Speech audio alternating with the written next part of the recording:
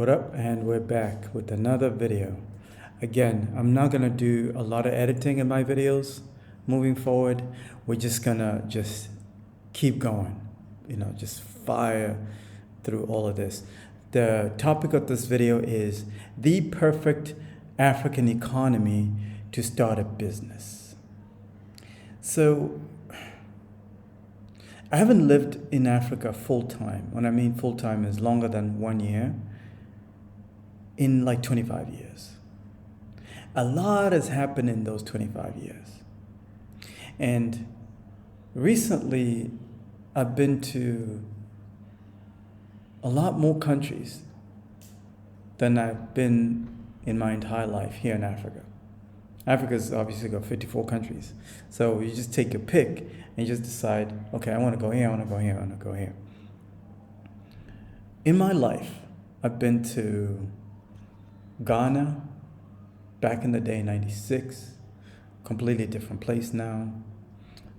I've been to Ethiopia back in the 90s, completely different now, and I can't wait to go back to both places, Ghana and Ethiopia. South Africa I've never been to, can you imagine? Except for at the airport. At the Joburg airport is the only time that I've been to South Africa. And guess what? I'm from the neighboring country of Zimbabwe. And I've never been to South Africa. Oh man, what a crazy situation. So Zimbabwe, obviously, Botswana back in the day. Botswana's always been on point. Really nice place. Zambia, Tanzania, Kenya, all these places. Mozambique, I look forward to going to very soon. I love Mozambique, like what's happening over there. And listen, Mozambique is not perfect. No country is perfect. But I still look forward to going over there because there's still massive opportunities there. I just have to figure out how to navigate the language situation.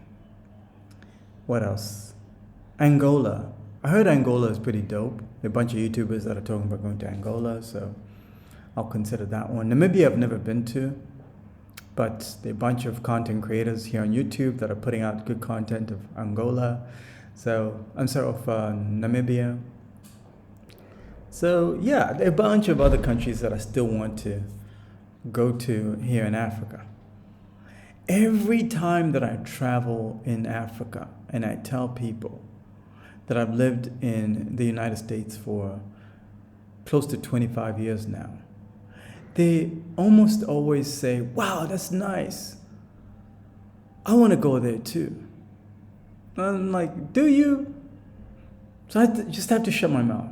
Because if I tell people what it's really like, I'm going to come off as a hater.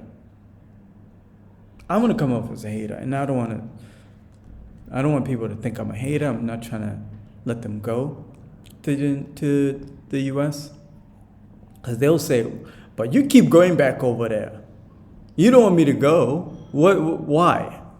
Well, because I've been there for so long. So I still have ties to that economy. I still have some businesses that I'm handling over there. Things I have to deal with over there. So I still have ties in that economy for 25 years. The misconception, especially by the younger generation here in Africa, is that economy, that country has the perfect condition to start a business and make money. Specifically, make money. I agree and I also disagree. If this was 25 years ago, I would have said, you're probably 90% right. The United States is the perfect place, close to perfect place to do business. But in 2025, the year that we're in now, going into 2026, that story has changed. Unless you've been living under a rock, you know that the US economy is going through a crazy transition. And as somebody who's lived there for so long and is familiar with that economy, I know a whole lot more than you. If you're like in your 20s right now, I know a whole lot more than you that you will have no context about. It used to be a great economy to start a business. It somewhat is a good economy to do business, but only in certain sectors right now. So the United States has been going through, crazy inflation, cost of living crisis, the tariffs being imposed by this new administration, this new government. It's making the situation much more difficult for business owners right now, especially if you're into importing and exporting, things in and out of the United States. It's making things way more complicated. The world has gone a completely different direction in the last 12 months. I would say even in the last 10 months, ever since January, the world has gone a completely different way. And I'm starting to see the consequences of some of the decisions that were made by this new administration, this new US administration. I'm starting to see the consequences of those. Because remember, I have so much context. So you can imagine somebody who's lived in the United States under 4 different presidents. George Bush II, then there was Obama, then Biden, now Trump. Those are 4 different policies. So you see all of these ups and downs over the years. 2.5 decades is a long time to see different patterns and know what's happening and what's about to come and what's currently happening.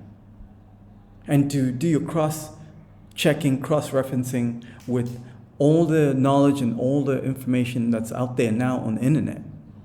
When I was a young man in my 20s, YouTube was not the place where you went to look for good quality information.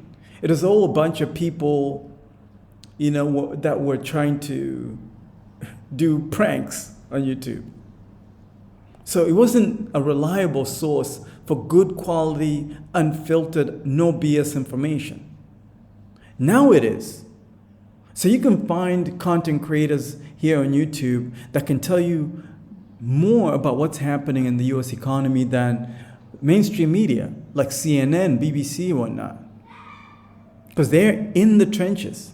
And if you go to platforms like X, former Twitter, you get content creators that are putting out content on X that will be better quality than mainstream media in the United States. Because mainstream media in the United States is just nonstop propaganda. What's unfortunate is a lot of young people here on this continent, they take advice from the older generation, especially the Gen Xers, the baby boomers. Oh my goodness. Baby boomers are not the best people to take advice from. If you're still taking advice from people my parents' age, I'm 43. My parents are in their mid-70s. I'm not taking advice from them about life in 2025. Are you crazy? These people haven't had a job in 15, 20 years. What the hell do they know?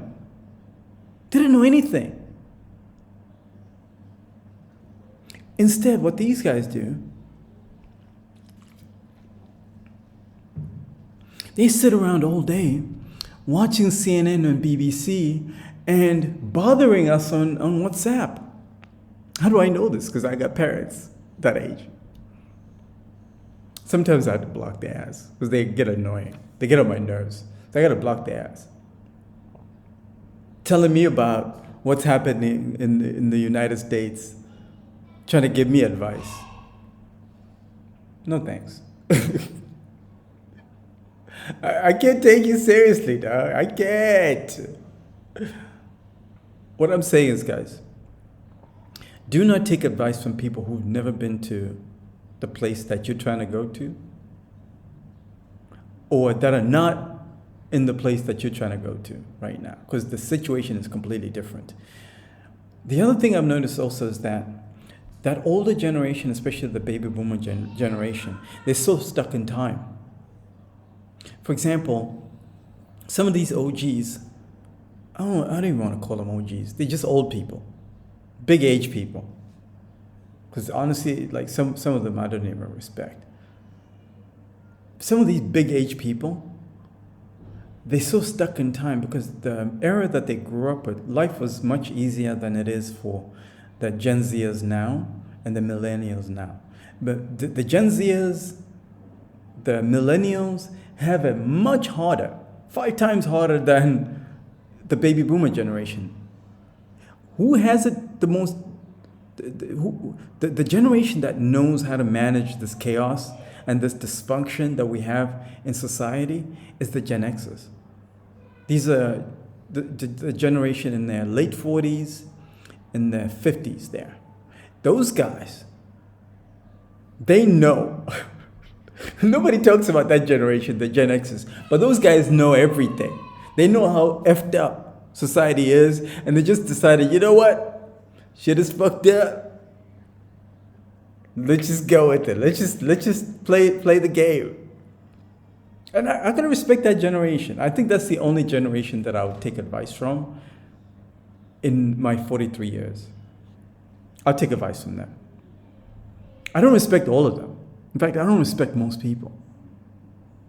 For me to have respect for you, man, it takes a long time for me to observe you. I gotta study you carefully for me to take you seriously.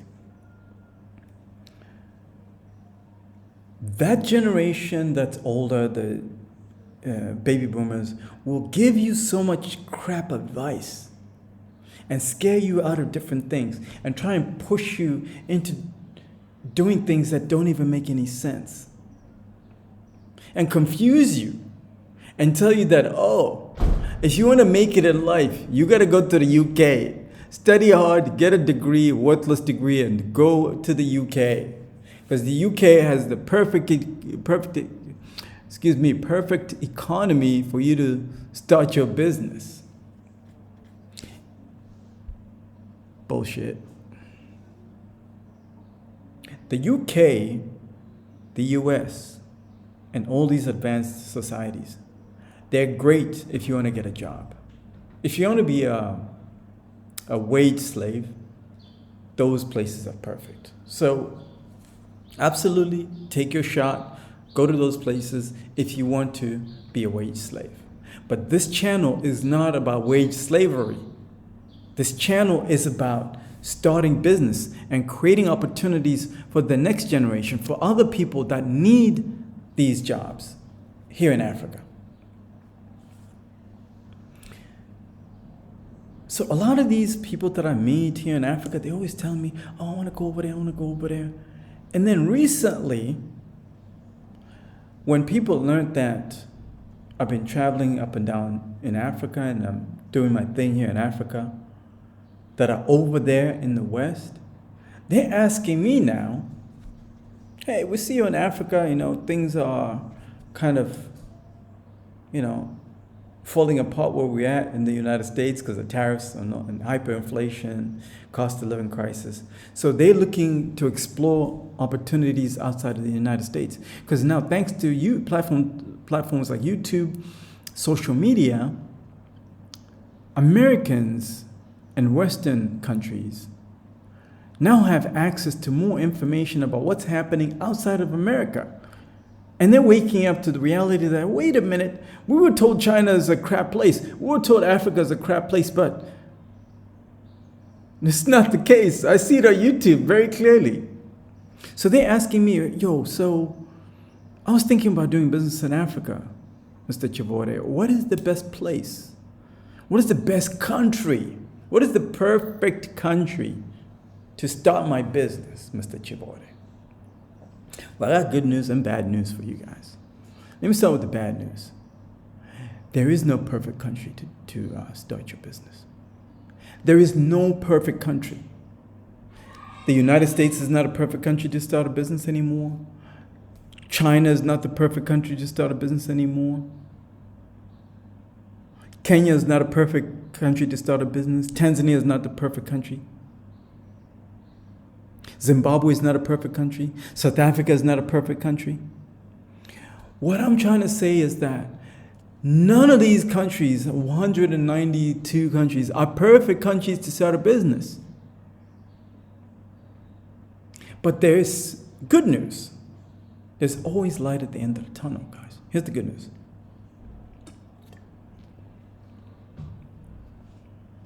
The good news is there are perfect conditions for you to start a business. There's somebody right now in Mogadishu, Somalia, who's making money. Is Mogadishu a perfect city? No, it's not. But that guy he's making money in Mogadishu. There's somebody in Syria right now. Syria is not a perfect country. Who's making money? Because he's found the perfect conditions. There's somebody right now here in Tanzania. We just had a general election here in Tanzania. By the way, I don't talk politics. If you ask me about politics, I don't know. That's a topic for another video. I got to talk about this. Let me write that down. No talking about politics. When you come here to Africa, stay away from politics. Just get your money. I'll do a separate video about that. We just had a general election here for the presidency, and there was mass chaos, rioting, looting. People are mad. We're not happy. Yeah, I get you. Nobody's happy. Nobody's ever going to be happy. The world is cold. Listen, man, life will beat you down. It doesn't matter where you at. There's somebody right now in, I don't know, what's like considered a perfect country right now? Norway. Who's not happy either? Wants to torch the parliament building over there in Oslo, Norway. And Norway was, for many years, was considered the perfect country, the most peaceful country or whatever. But there's somebody who's mad or bitter over there in Norway. I used to hang out with this guy from Sweden. That guy is the most bitter guy I've ever met in my life. That guy is so bitter. He's even stopped talking to me. That's how bitter he is. He's big mad. But I'm like, but he used to tell me, and this guy used to tell me, hey man, Sweden is a great place. We have this social government that gives us social benefits. He even used to brag to me that his government used to pay for his school fees when we were in college and university. Yeah, the Swedish government used to pay for this guy to go to university for his schooling. And he used to brag about that. Meanwhile, I had to wash dishes at the cafeteria, dog.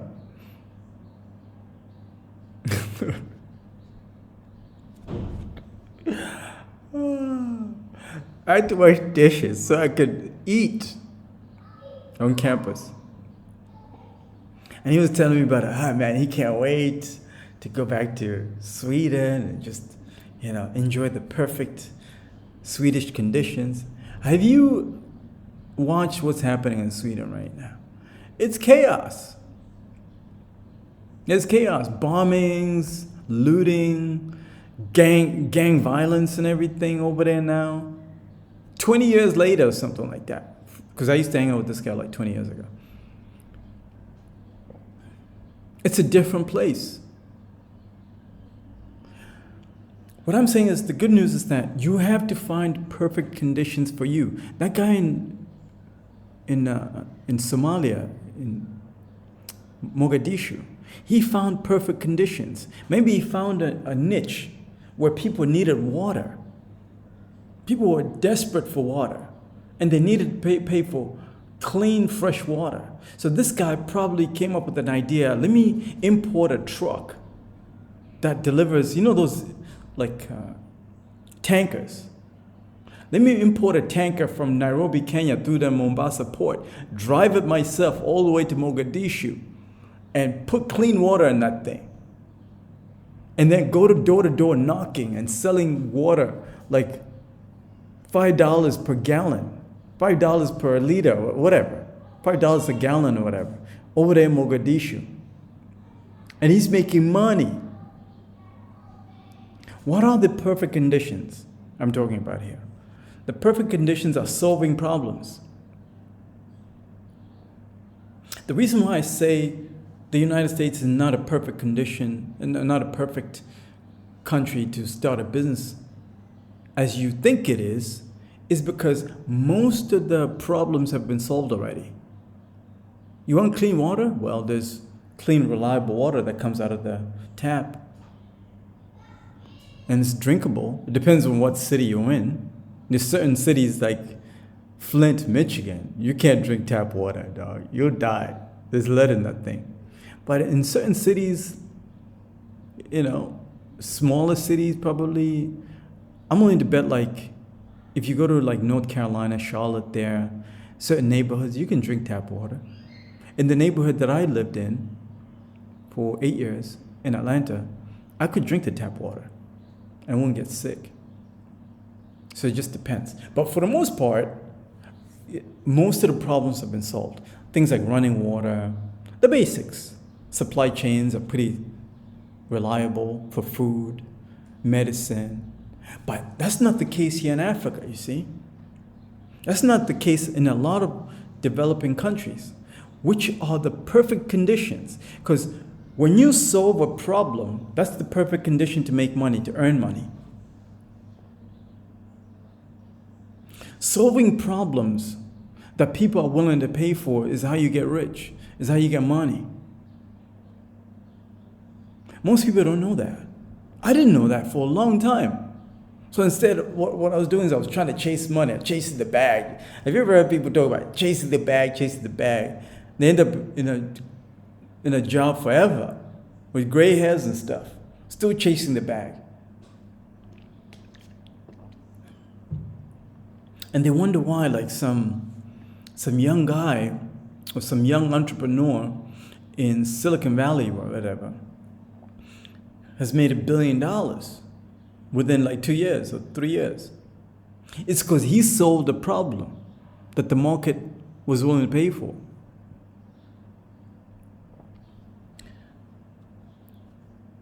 On this channel, we're all about educating ourselves. We're all about learning and sharing ideas. And some of these ideas I'm going to share with you guys. We can do a deep dive one-on-one in a consultation call. I'll put a link in the description of this video if you're interested in doing a deep dive.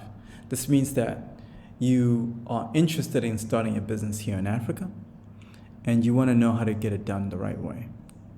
Or you're already running and operating a business here in Africa, you just want to make sure you expand your operations into newer markets or improve your business. We can do a consultation as well. Schedule time if you're interested. And we move on. Let me look at my notes real quick so I can make sure I'm giving you all the game. So a lot of these young people, they don't know all the stuff that I had to learn, because it took me years to figure all this stuff out. Solving problems is how you make money. Solving problems that people are willing to pay for. There's so many opportunities here. It's wild. So when I look at an economy like South Africa, it's highly advanced and developed. I've never been there, like I said. But when you compare it to most African economies, it's quite advanced. When you look at an economy like Kenya, it's quite advanced. If you're from those two economies, because when you work with me, I'm an expert in mostly East Africa and Southern Africa. West Africa, I'm not an expert there. Northern Africa, I'm not an expert, but most of my concepts, are applicable in those economies anyway. So you can still learn something. So when you look at an economy like South Africa or Kenya, which are quite advanced, in my opinion, and they're quite plugged in to the rest of the world, more open to integrating with other economies. For example, the Kenyan economy is highly dependent on the United States economy. It became more apparent to me when I went there recently. You know, as recent as twice so far in the last 2 years I've been. It became more apparent to me. I don't know if that was always the case, but it's more the case now. That economy depends heavily on the United States. So when the United States starts to like struggle, the Kenyans feel it. But the Tanzanians don't feel anything. So, let me tell you something. The Kenyans and the Tanzanians are very unique, different groups of people. Those are two unique countries, and they speak Swahili too. So you would think those two economies will be very similar, but they're not similar. They're quite different. They're quite different. The Kenyan economy depends mostly on, I would say, more tourism. They cater more to customer service. You know, like if you're a foreigner, if you're an American, European, and you're looking for a perfect country to start your transition into the African continent, I would say go to Kenya first. Go to Nairobi. Because that economy will accept you and it will be more welcoming to foreigners. Not Tanzania though. No. Tanzania is very protective of its own people. It's very protective of its resources. So when you come over here, because they know what they got. They know what they got. They're not playing games out here. So when somebody looks at Tanzania, coming from the US, coming from Europe, because of the difficulty of getting into this economy, like whether it's getting your residency, because it's quite difficult. You got to put up good money to get your residency. It's not as easy as Kenya and other African countries. It's actually easier for you to get your residency in like a Zimbabwe than it is in Tanzania. Or it's easier even in South Africa to get your residency than it is in Tanzania. So they're very protective. So when outside investors see that, oh, that is quite difficult, they back off, they back away. They're like, it's too difficult. Why should I bother? But it's not until you've seen what I've seen in the 4 years that I've been coming to this country, then you'll really, really understand that and realize that it's worth it. It's worth the high barrier to entry to get into this country. It's worth it, whatever it takes. So if they're asking you to pay a certain amount of money for you to get your residency, or the paperwork is difficult, you got to deal with a lot of bureaucracy, paperwork, delays, it's worth it. It's worth it. I'm telling you, it's worth it. The reason why I'm saying it's worth it is because nobody else wants to do it. Because when people are coming from the US and Europe, they want things easy. A lot of these economies, they're so used to easy life, easy. So when you go through the pain of, like I said, the bureaucracy, the paperwork, the delays, government officials, the language barriers, you have almost no competition once you're in there. There's a Spanish guy. He came from Spain, I think.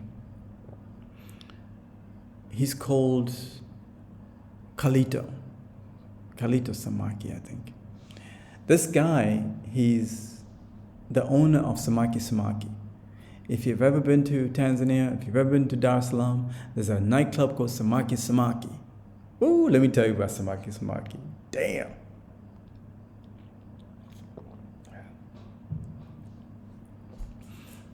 Samaki Samaki is turned. Samaki Samaki is too turned up. I don't go there anymore. I've been to Samaki Samaki one time. The reason why I don't go there anymore, because it's a major distraction. If you're trying to stay focused out here in life and in business and whatnot, trying to get your money up, avoid Samaki, dog. But go support his other restaurants. He has a bunch of other high-end restaurants. The food quality is good. He also owns a restaurant called, it's over there in Cocoa Beach. And I did a video about it. What am I forgetting? There's a restaurant there by Cocoa Beach that he owns, and it's really, really good. So this guy is Spanish. He came here years ago. He even speaks the language now. But I'm sure it took him a long time to integrate into this economy, into the society. Now he runs highly successful businesses here, like the Samaki nightclub, the other restaurant, fancy restaurant that's over there in Cocoa Beach, and he's opening up 2 other joints, one in the Serengeti, and then the second one in a new mall that's being built over here in Dar es Salaam. So there are a bunch of new malls here in Dar es Salaam that are popping up everywhere now. That was not the case 3 years ago, or 4 years ago, when I first started coming here. That tells you money is flowing here. If you look at the 9 fastest growing economies in the world, out of the top 20, 9 of them are here in Africa, and one of them is Tanzania. Tanzania is on one of the 9 out of 20 in Africa, because there are 9 in Africa, right? Tanzania is one of the largest, fastest growing economies in the world. In the world. When you come here, you'll see it very clearly. It's very clear. So I was wondering, why is this the case? It's because the population is growing. There's 68 million people here, and the families here are large. People are always thriving to have big families. Most of the people that I hang out with, they have 2, 3 kids, 5 kids. So me, I only got 2. I'm like, man, where did I go wrong? I want more. Because everybody's got plenty of kids over here. That's why the economy is growing so fast. At lightning speed. You come here, you see money flowing, people get married, people value marriage here. But people in the West, in the United States, they don't value marriage like that. What we don't realize when we're in the United States, and these are the economies that are highly developed now, is we don't realize that generational wealth is built through marriage. That's how you build generational wealth. For a long time, why do you think rich people, billionaires, are married? Why do you think Jay-Z's married? Why do you think the owner of Mark Zuckerberg, the owner of Meta, Facebook, Instagram, why do you think he's married? Elon is the only one that's like too turned up to do that. But why do you think Donald Trump is married? He's a billionaire. Just think about that. There's a reason why the wealthiest people have families. Just look at Donald Trump's family. He has a big family, lots of kids, and he's rich. And all the guys that he hangs out with are rich. And you know what I learned also about the Trump family? They marry into other rich families. They don't marry into Dusties. That's not how it works. That's how you keep the wealth in the family, dog. That's how you keep the wealth in the family. Build generational wealth. That's something us Africans, we don't know. Or is it we don't know? Or maybe we're just ignorant to it. Because there's so many families that I know could be way ahead financially when it comes to wealth and stuff. if they just copy that playbook. But you know how it is. Most families nowadays are fucked up. It's sad, right? But hey, this is what this channel is there for, right? So we can teach each other, so we can educate each other, we give each other game. Give each other game. There is no perfect economy. Here in Tanzania, it's not a perfect economy. It's difficult here to do business. Language barrier, like I'm learning, I'm trying to do my best to learn Swahili. I'm doing my very best. But I have to stay strong because I see there are massive opportunities here that nobody else, like I was speaking to a friend. He said, man, I just want to go somewhere where, they speak English, it's easy, like South Africa. I'm like, okay, go ahead and do it. Go ahead to South Africa and try it. South Africa is oversaturated right now. Anything you want to do, you want to get into like high-end markets over there in South Africa, everybody's already in that market, completely dominated it. So if you have, let's say $10,000, $20,000, $30,000, you're trying to invest it, you will do better numbers here in Tanzania with 68 million people. That's a population slightly bigger than South Africa. I think South Africa is about 60 million or 55 million there. I'm not sure, I need to look it up. There are more people here in Tanzania than in South Africa. Just because, you hear about how advanced South Africa is, does not mean that there are no people who don't have money here in Tanzania. People who got money here in Tanzania. I just did a video recently that Tanzania is one of the few African countries that has 2 billionaires in USD, billionaires in USD.